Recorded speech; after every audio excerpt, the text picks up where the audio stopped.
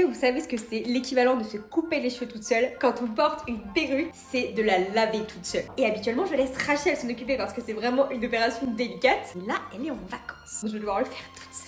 C'est parti. Habituellement, Rachel utilise une bassine. Moi, je n'en ai pas d'aussi grosse qu'elle, donc je prends une casserole. Pour les produits, je n'ai pas les mêmes produits qu'elle, mais je sais qu'elle utilise énormément L'Oréal. Je vais utiliser la gamme Metal Detox parce qu'elle m'a toujours dit qu'elle était très bien. Très important, ça empêche la couleur de virer. On va pas mettre de l'eau trop chaude.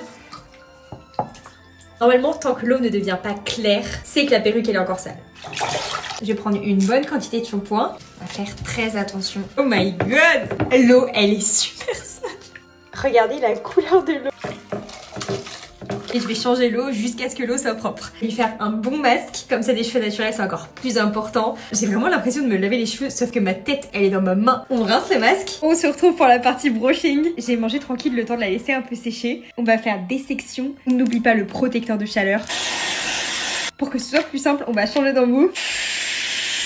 C'est presque sec et maintenant je vais prendre cette grosse brosse pour avoir les pointes en papillon. On va pouvoir enlever les pinces et les bigoudis. Est-ce que vous êtes prêts? Voilà le résultat final. C'était très long et j'ai eu super chaud. Mais je crois que ça valait le coup. En finition, j'ajoute un peu d'huile pour bien faire briller tout ça. J'attends vos avis en commentaire. Dites-moi ce que vous pensez du résultat. Et là, on peut dire que c'est enfin fini. Bisous!